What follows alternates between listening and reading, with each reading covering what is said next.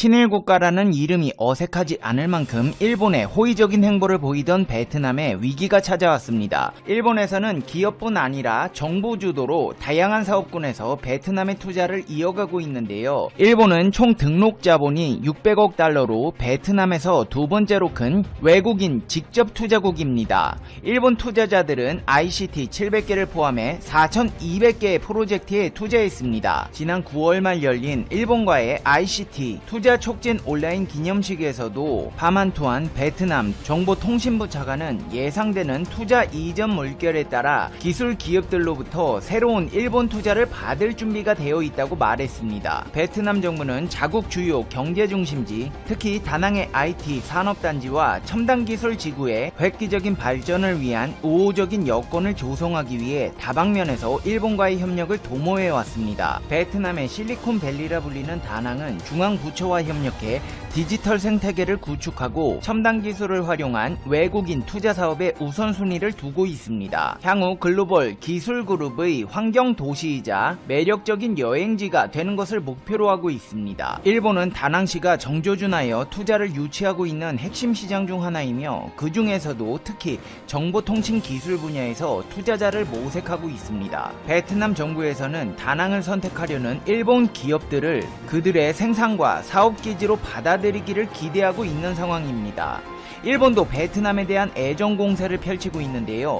다낭의 오노세 다카이사 일본 기업 협회 회장은 다낭에서는 도시개발, 공항과의 우호적 연계, 혼잡한 교통 해소 등 기업이 발전하기 좋은 여건이 많다며 지난 10년 동안 상당히 개선된 교통, 인프라, 안정적인 전기와 수도 공급, 양질의 인력, 훈련소와 기업체 간 긴밀한 협력 등도 플러스 포인트로 꼽았습니다. 근데 이 일본이 칭찬하는 인프라라고 하는 것들이 한국에서 구축해 놓은 것들, 그리고 앞으로 한국 주도로 계획된 사업들이 다수 포함되어 있어 한국이 구축해 놓은 인프라를 일본이 활용하게 되는 것 아니냐는 우려가 나오고 있습니다. 실제로 작년 서울교통공사는 베트남 다낭시 인민위원회와 다낭 최초의 도시철도 건설을 추진한다고 밝혔고, 현재 서울 메트로와 지하철은 연구조사를 진행 중에 있습니다. 서울교통공사 사장은 당비애 중 다낭시 인민위원회 부위원장과 합의각서를 체결하고 다낭 도시철도 노선 공동연구, 공사 제한 노선 타당성 조사 수행 등을 이행하기로 했습니다. 합의각서는 그동안 서울교통공사와 다낭시가 양해각서에 따라 추진했던 연구의 성과로 다낭시 도시철도망 계획 수립 공동연구, 제한노선 및 공동연구 결과, 사회경제 종합계획 등재, 제한노선 예비 타당성 조사 수행, 민간 합작투자사업 공동개발 등의 내용이 담겼습니다. 서울교통공사는 지난 2015년부터 꾸준히 다낭의 교통인프라 구축을 위해 많은 노력을 쏟아왔습니다. 호치민 도시철도 민간 합작투자사업 노선이 선정되어 자문을 해왔고, 2017년 호치민 도시철도 운영 및 유지관리 자문, 호치민 4호선 예비 타당성 조사를 수행하며 베트남 지역에서 꾸준히 사업을 수행한 바 있습니다. 2018년에도 해외건설협회 시장 개척 자금을 활용해 다낭시 도시철도 대중교통 종합계획을 분석하고 자문을 진행하기도 했습니다. 이렇게 한국의 투자로 구축한 인프라로 일본과의 사업을 진행하겠다는 베트남. 근데 그 사업 내용을 면면히 살펴보자면 베트남이 번지수를 잘못 찾아도 한참 잘못 찾았다는 생각이 드는데요. 다낭 당국은 정보통신부 업계가 시의 지역 내 총생산의 15%를 차지할 필요가 있다고 판단하고 있습니다. 다낭 정보통신부 차장에 따르면 그 목표에 도달하기 위해 시는 6개의 첨단 기술구역과 정보통신기술, 소프트웨어 공원에 투자를 유치해왔습니다. 그리고 베트남은 2030년까지 디지털 국가가 될 것이라는 내용을 담은 국가적인 디지털 전환 프로그램을 발표했고, 이 프로그램은 의료, 교통, 금융, 농업, 그리고 물류를 포함한 많은 분야가 포함되어 있습니다. 한마디로 베트남은 일본으로부터 정보통신 분야의 투자도 받고 기술 이전도 받겠다는 것입니다. 하지만 일본은 정보통신 분야에 있어 한국에 뒤떨어져도 한참 뒤처진 국가입니다. 가토 가스노브 관방장관은 NHK에 출연해 디지털 패전, 디지털 후진국이라는 말을 듣는 가운데 다른 나라와 비교하면 국민이 본래 누릴 수 있는 편리성을 향유하지 못하고 있어 확실히 추진해 나갈 것이라고 정부 관료로서 입에 담기 굴욕적인 발언을 하기도 했으며, 도장 문화가 만연한 일본의 문화를 고치기 위해 스가 요시히데 일본 총리는 취임 후 처음 열린 정부 규제 개혁 추진 회의에서 서명과 날인 중심으로 이뤄지는 모든 행정 절차를 근본적으로 손보라고 지시했습니다. 행정의 디지털화를 새 내각의 기치로 내건 스가 총리가 종이 서류에 도장으로 결제하는 업무 처리 방식의 개혁을 공식 주문한 것입니다. 일본 정부는 자국에 뒤처진 디지털 분야를 개선하기 위해 디지털청 설치를 공언하였고, 설치 시기에 대해서는 내년에는 시작하고 싶다고 말했습니다. 하지만 일본의 이런 노력에도 불구하고 최근에는 세계 3위 증시인 일본 거래소 그룹 사나 도쿄 증권거래소가 시스템 장애로 하루 종일 모든 상장 주식의 거래가 중단되는 초유의 사태가 발생해 망신을 당하기도 했습니다. 가토 가스노부 일본 관방장관은 시장의 중요한 인프라인 거래소에서 거래가 불가능해진 것은 투자자에게도 거래 기회가 제한되는 것으로 매우 유감스러운 사태다. 다시는 이런 사태가 발생하지 않도록 대응하겠다고 밝혔습니다. 일본 이동통신 시장의 37.3%를 점하고 있는 1위 업체 이동통신사인 NTT 도코모 또한 시스템 장애로 인해 상품 예약, 판매, 이동통신기기, 서비스 개통 등이 7시간 가까이 중단되기도 했으며, 전자결제 서비스 도코모 계좌를 이용한 예금 부정 인출 사건이 발생한 바 있습니다. 한마디로 정보통신 분야를 비롯한 전 분야에서 제대로 하고 있는 게 하나도 없습니다. 상황 파악 못하고 이런 일본과 협력을 하겠다고 나선 베트남에 미국에서 다시 한번 조강수 조치를 빼들어 베트남 정부에서는 발등에 불이 떨어졌습니다. 도널드 트럼프 미국 행정부가 베트남 환율 조작 여부를 가리겠다며 조사에 착수하게 된 것입니다. 미국은 베트남을 향해 당근과 채찍 전략을 쓰고 있습니다. 미중 갈등의 전장 중 하나로 꼽히는 베트남을 향해 꾸준히 러브콜을 보내온 미국이지만, 이번 조치는 자국 이익을 극대화하고 중국 견제 수단으로 활용하려는 미국의 속내가 담겨 있습니다. 또한 도널드 트럼프 미국 대통령은 11월 3일 대통령 선거를 앞두고 지지층 결집을 위해 무역전쟁 전선을 베트남으로 확대하고, 다른 한편으로는 중국 수출품에 매겨진 막대한 관세를 피하기 위한 베트남을 통해 우회 수출을 시도하는 중국을 차단하려는 목적도 있는 것으로 해석되고 있습니다.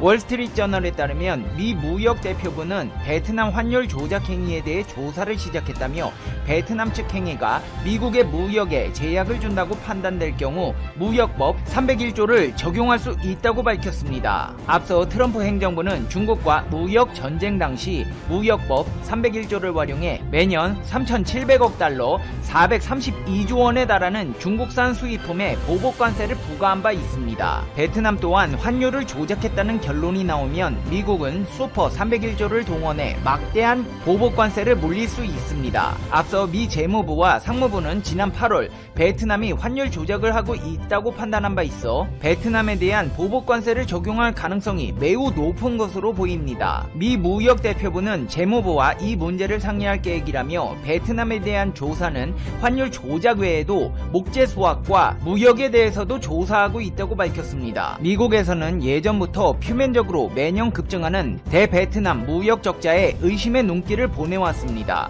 실제로 2014년 349억 달러 수준이었던 무역 적자 규모는 2018년 2배 가까운 603억 달러까지 폭증했습니다.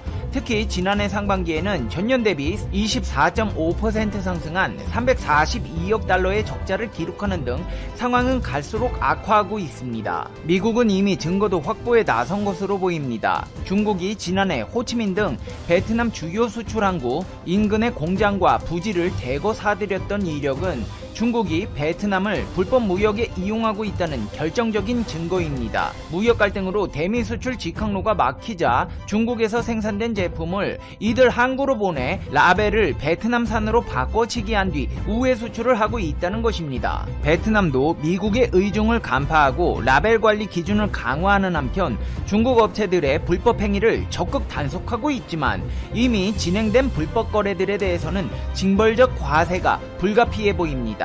이제 페페TV의 결론입니다. Conclusion. 페페TV. 베트남이 꼼수 부리다 딱 걸렸네요. 중국산 제품 가져다가 몰래 라벨가리에서 팔면 미국이 모를 리가 있겠습니까? 아니, 무역 흑자가 2배 이상 폭증하는데 어떻게 의심을 안 할 수가 있겠어요. 중국에 400조 넘게 과세 물렸으니까 베트남도 못해도 100조 단위의 과세가 부과될 것 같은데, 이 와중에 일본이랑 정보통신 분야 협력을 이어가겠다는 베트남. 아니, 베트남은 일본 증시 멈추고 통신사 먹통되었다는 소식도 못 들었나봐요.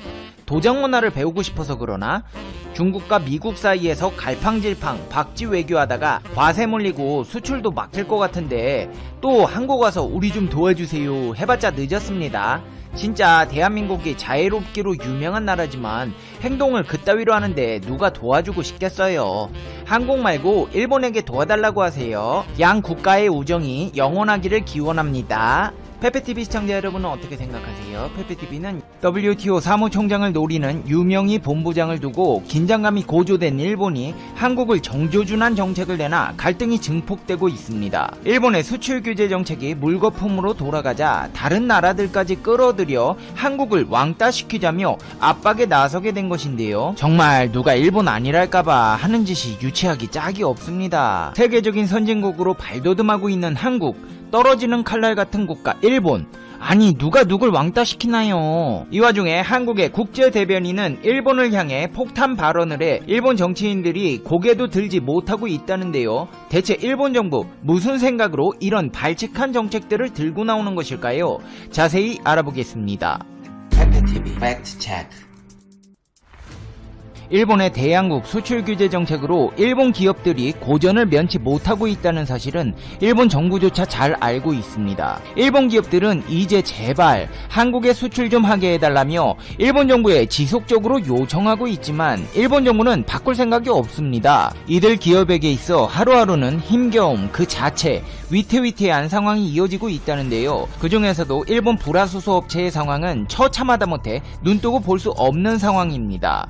일본 오사카시에 본사를 둔 불화수소 전문업체 모리타 화학공업은 일본 관보에 회계연도 실적을 공개했습니다. 지난 2019년 7월부터 2020년 6월까지 2019 회계연도 실적에 따르면 순이익이 전년도보다 90% 감소한 약 7,867만엔, 우리 돈으로 약 8억 7천만원으로 나타났습니다. 모리타와 관계자는 한국에 대한 일본의 수출 규제 강화로 반도체 관련 영업이 부진했으며 코로나19의 영향도 있었다며 순이익이 급격히 감소한 이유를 설명했습니다. 모리타 화학 사장은 작년 8월부터 한국 합작기업에 있는 고순도 불화수소의 재고가 바닥이 나고 있다. 일본 정부 대체 왜 이러냐. 우리도 먹고 살자. 정치와 무역을 섞지 말라며 제발 한국의 수출 규제를 해제해달라고 애원에 가까운 듯한 부탁을 해왔지만 아베 신조 전 총리부터 스가 요시히데 현 총리는 귓등으로도 안 듣고 있습니다. 하지만 그래도 언젠가 수출 규제가 풀리겠지?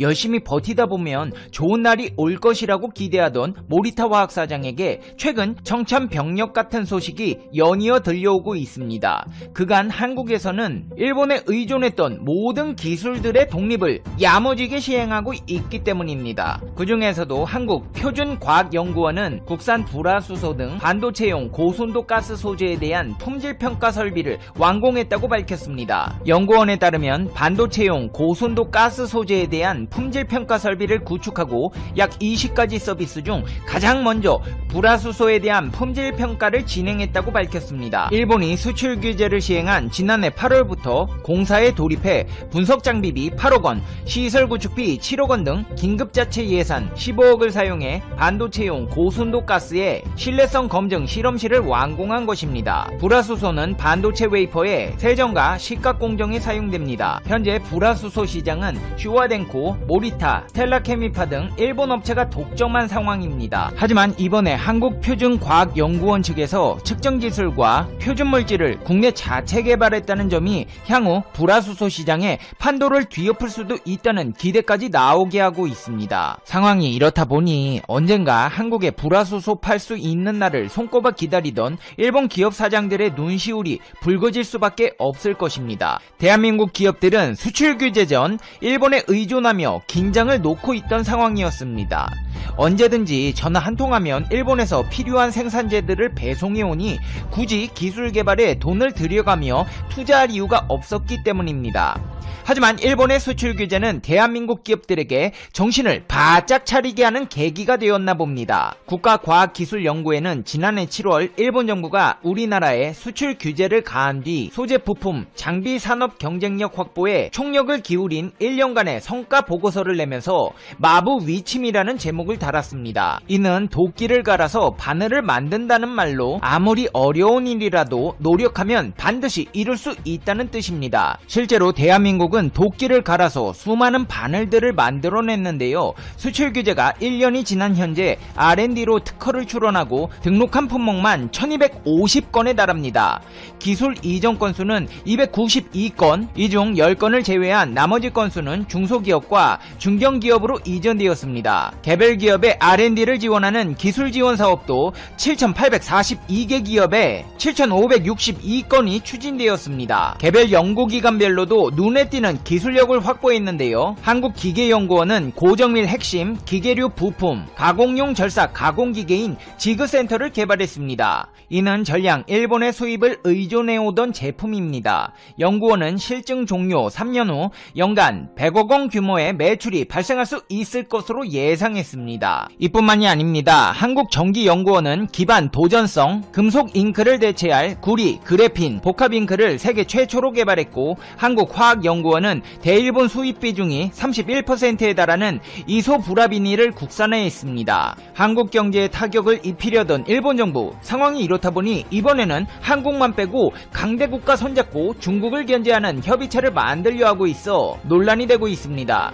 말로는 중국을 견제하려고 시행한다는데 일본은 중국 핑계 삼아 한국까지 규제하려는 것으로 보여 양국 간의 갈등이 심화될 것으로 예상되고 있습니다. 실제로 일본 정부는 기술 선진국들로 구성된 수출 규제 협의체를 만들어 중국의 군사력 확장을 견제할 방침을 내놓은 가운데 한국은 이번 협의체 참여 제한 대상국 명단에서 빠진 것으로 알려졌습니다. 니혼게이자이 신문에 따르면 일본 정부는 최첨단 기술을 보유한 국가들끼리의 협의체를 창설해 수출 규제 표준안을 만들자는 제안을 미국, 독일, 영국, 네덜란드 등 주요국에 전달할 계획입니다. 그러면서 이 같은 협의체 신설의 배경에 최신 과학기술이 증가해 활용되는 것을 차단하기 위한 목적이 있다고 분석했습니다. 규제 대상은 AI와 양자 컴퓨터, 바이오, 극초음속 등 4개 분야입니다. 이들 분야가 고성능 무기 개발이나 암호 해독 등 군사 목적으로 활용되면 국제 안전 보장에 위협이 될 수 있다는 판단에 따른 것으로 보입니다. 하지만 이는 공식적인 입장이고 일본의 속내는 따로 있습니다. 일본의 수출 규제 협의체 창설은 미국의 비율을 맞춰 반중 행보에 발을 맞추려는 의도라는 주장들이 나오고 있는데요. 여기에 한국만 쏙 빼고 다른 기술 선진국들로 협의체 참여국 목록을 만든 것은 사실상 한국 수출 규제로 자승자박, 자기 꾀에 자기가 걸려 고전을 면치 못하는 일본의 상황을 반전시키겠다는 의도가 명백해 보입니다. 이렇게 한국을 따돌리고 협의체 창설을 준비하고 있는 일본 정부, 지금 뭐하고 있을까요? 놀라지 마십시오. 후쿠시마 원전 오염수 들고 마시겠다는 생쇼를 하고 있습니다. 스가 요시히데 일본 총리는 취임 후 첫 국내 출장으로 후쿠시마현의 원전 사고 현장을 찾았습니다. 동일본 대지진 당시 피해 지역을 시찰하고 후쿠시마 제1원전 군해를 둘러본 스가 총리는 폐로된 제1원전 1호부터 4호기를 시찰한 후 오염수 처분 시기에 대해 가능한 빨리 정부의 처분 방침을 결정하고 싶다고 말했습니다. 그러면서 도쿄전력 간부들에게 오염수 정화에 대한 설명을 듣고 대단한 작업이라고 생각한다. 안전하고 착실하게 임해달라고 당부했습니다. 이렇게 현장을 둘러보던 스가 총리는 아베 신조 전 총리 마냥 이상 행동을 해 주변 사람들의 경악을 자아냈는데요. 오염수가 담긴 용기를 건네받으며 희석시키면 마실 수 있다는 설명을 듣고 병을 들고 마셔도 되는 것입니까? 라고 되물었습니다. 마시면 안 됩니다. 방사능 오염수를 어떻게 마십니까? 마셔도 된다고 말한 도쿄전력 직원들도 못 마십니다. 마시면 아베 신조 전 총리처럼 건강이 악화될 수 있기 때문입니다. 스가 총리의 이런 모습은 후쿠시마 농수산물을 먹어서 응원하자던 아베 총리와 많이 닮아 있습니다. 이런 생쇼라도 해야 방사능 오염수를 배출할 수 있는 명분이 생기기 때문입니다. 실제로 아베 신조 총리도 후쿠시마 농수산물 수입 좀 해달라며 쇼하다가 건강이 악화된 것으로 추정되는데요. 이런 일본의 생쇼에 열받은 한국의 국제 대변인은 희석한 오염수를 마실 수 있냐?